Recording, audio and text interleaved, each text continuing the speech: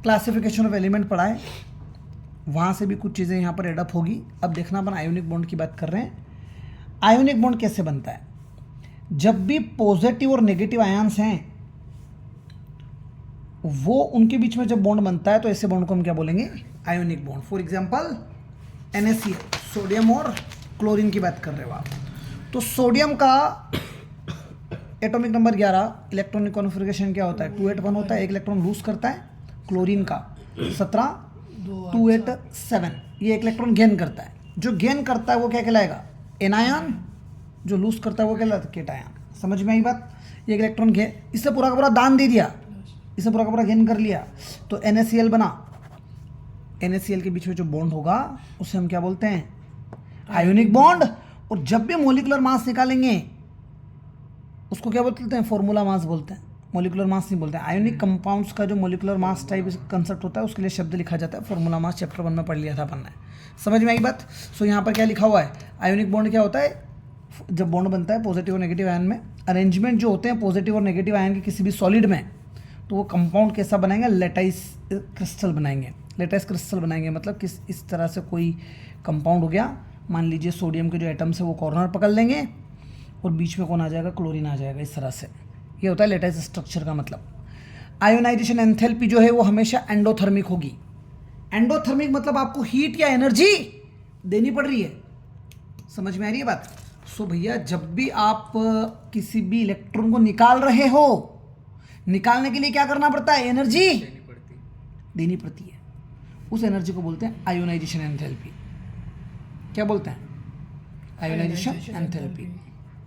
जबकि इसने क्या किया? इलेक्ट्रॉन गेन किया। इलेक्ट्रॉन गेन करता है ना तो एनर्जी रिलीज होती है, उसको बोलते हैं इलेक्ट्रॉन गेन एंथैल्पी। समझ में आई बात? सोडियम में क्या कर रहे हो आप? एक इलेक्ट्रॉन निकाल रहे हो, निकालने के लिए आप एनर्जी दोगे, एनर्जी दोगे, उस एनर्जी को बोलते हैं आयोनाइजेशन एंथैल्पी।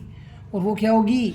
पॉजिटिव होगी, मतलब एंडोथर्मिक, हमें देनी पड़ रही है। जबकि इलेक्ट्रॉन जब गेन करेगा ना तो एनर्जी रिलीज होगी, हमें देनी नहीं पड़ेगी। वो इलेक्ट्रॉन लेगा तो यहाँ पर एनर्जी रिलीजेस क्लोरीन के केस में। इसी को कहा जाता है इलेक्ट्रॉन। इलेक्ट्रॉन गेन किया है इसने, तो इलेक्ट्रॉन गेन एंथैल्पी। और रिलीज हो रही है मतलब हीट निकल रही है, तो ये क्या होगा? एक्सोथर्मिक। समझ में आ गई बात?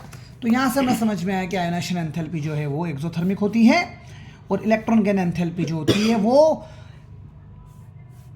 आयोनाइजेशन एंथैल्पी जो होती है वो एंडोथर्मिक होती है और इलेक्ट्रॉन गेन एंथैल्पी क्या होती है?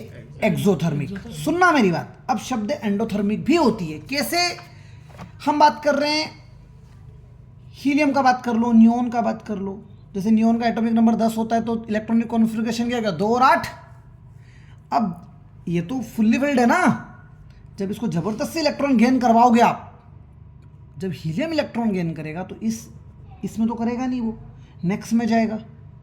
लेकिन यहाँ पर ज़बरदस्ती जब की जाएगी तब हमें एनर्जी देकर इलेक्ट्रॉन ऐड करवाना पड़ेगा। यहाँ तो डायरेक्ट चाहता है, क्लोरीन खुद बोल रहा है कि भैया एक इलेक्ट्रॉन कम पड़ रहा है मेरा, तुरंत गेन करवाओ, तुरंत गेन करवाओ, तुरंत एनर्जी देने के लिए मैं रेडी हूँ। लेकिन नियोन जो है वो हिलना नहीं चाहता, ये नहीं कह रहा कि तुरंत ऐड करा।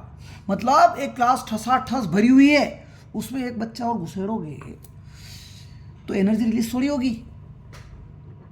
मास्टर को एडजस्टमेंट करने पड़ेंगे, एडजस्टमेंट करने के लिए एनर्जी देनी पड़ती है। इसलिए एक चीज समझ में आई यहाँ पर कि इलेक्ट्रॉन गेन एंथैल्पी पॉजिटिव भी हो सकती है और नेगेटिव भी हो सकती है। बात समझ में? पॉजिटिव होगी तो एंडोथर्मिक कहलाएगी, मतलब हम एनर्जी दे रहे हैं। नेगेटिव होगी मतलब एनर्जी रिलीज हो रही है, मतलब एक्सोथर्मिक होगी। सो आयोनाइजेशन तो हमेशा ही पॉजिटिव होगा, लेकिन इलेक्ट्रॉन गेन पॉजिटिव भी हो सकता है और नेगेटिव भी हो सकता है, मतलब एंडो भी हो सकता है, एक्सो भी हो सकता है।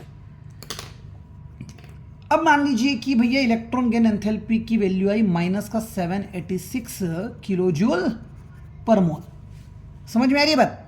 अगर मैं इस माइनस साइन को साइन चेंज कर दूं, अपोजिट ले लूं, जैसे माइनस को प्लस ले लूं या प्लस को नेगेटिव अगर आप कर दो इलेक्ट्रॉन गेन एंथैल्पी का, इसका नेगेटिव करोगे तो क्या बन जाएगा? नेगेटिव करोगे तो माइनस, माइनस को क्या बना लेगा? प्लस बना लेगा ना। और यहाँ प्लस होता तो नेगेटिव करते तो माइनस हो जाता। अगर आप इलेक्ट्रॉन गेन एंथैल्पी का नेगेटिव लेते हैं तो उसको मैं बोलता हूँ इलेक्ट्रॉन एफिनिटी। कहने का मतलब है कोई कहता है कि -786 किलो जूल पर मोल इतना एनर्जी रिलीज हो रहा है इलेक्ट्रॉन गेन करने पर, तो क्या है ये? क्या है? इलेक्ट्रॉन गेन एंथैल्पी है। ये क्या है? Electron gain. आपसे पूछा इलेक्ट्रॉन एफिनिटी क्या होगी, तो भैया यही चीज़ है, इसी को इलेक्ट्रॉन एफिनिटी बोलते हैं, बट साइन चेंज कर दीजिए आप, दैट्स ऑल। नहीं समझ में आ रही है बात? वहाँ पे समझो। भैया इलेक्ट्रॉन लूज करवाना है तो हीट देनी पड़ेगी।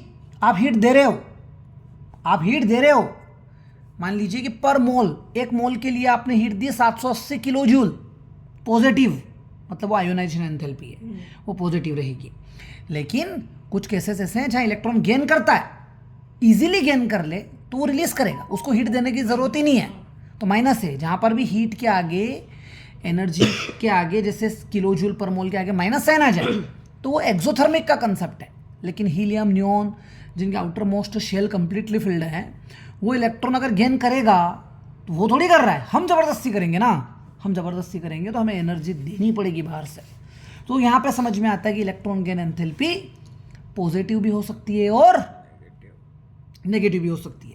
जैसे क्लोरीन के केस में, फॉर एग्जाम्पल क्लोरीन के केस में तो वो तुरंत गेन करेगा, तुरंत गेन करेगा तो हाईली नेगेटिव किलो जूल पर मोल आएगा, मतलब एक्सोथर्मिक होगा। लेकिन हीलियम के केस में वो तुरंत गेन नहीं करेगा, हमें जुगाड़ करने पड़ेंगे, मतलब हमें बाहर से हीट देनी पड़ेगी, तो ये क्या हो जाएगी? पॉजिटिव हो जाएगी, फलाना किलो जूल पर मोल। ये कैसा हो जाएगा? एंडोथर्मिक हो जाएगा। समझ में आई बात? ये जो वैल्यूज लिख रहे हो इलेक्ट्रॉन गेन करने के लिए, इसे क्या बोलते हैं? Electron gain enthalpy. अब वो बोलेगा इलेक्ट्रॉन एफिनिटी क्या होता है? Electron affinity. तो भैया ये जो वैल्यू आ रही थी दोनों, इस केस में माइनस, मान लीजिए -786 था तो प्लस का 786 हो जाएगा। यहाँ पर मान लीजिए माइनस का 4000 था तो प्लस का 4000 हो जाएगा। नहीं समझ में आ रही बात? या प्लस का 4000 था तो माइनस का 4। सो इलेक्ट्रॉन गेन एंथैल्पी और electron affinity same thing, the difference is just of sine. Electron gain enthalpy की वैल्यू को ही हम इलेक्ट्रॉन एफिनिटी कहने लग जाएंगे, पॉजिटिव साइन है। पॉजिटिव नहीं, पॉजिटिव वाला नेगेटिव साइन चेंज हो जाए। बात समझ में आ गई कि नहीं आ गई? कहानी क्लियर?